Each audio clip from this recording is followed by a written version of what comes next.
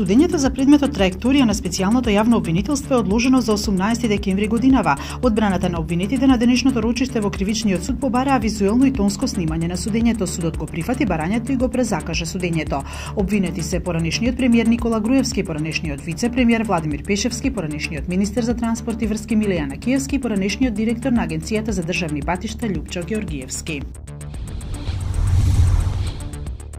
Министерството за економија за 2 месеци треба да изготви измени на законот за трговија со кои ќе го укине ограничувањето за продажба на алкохол по 19, односно 21 часот и ќе се овозможи продажба и во киосци со поседување лиценца, информираат денеска од ресорното министерство. Предлозите, како што информираше денеска владиниот портпарол Миле Бошњаковски, доаѓаат директно од бизнис заедницата и се усогласени со стопанските комори.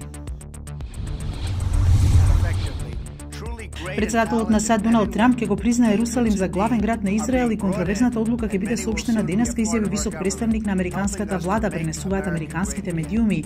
Израел ја поздрави провината, но палестинските и арапските лидери предупредија дека ова би можело да ги загрози мировните преговори за Блискиот Исток. Според Саудиска Арабија, сојузник на САД, новата политика представува сериозна провокација за муслиманите.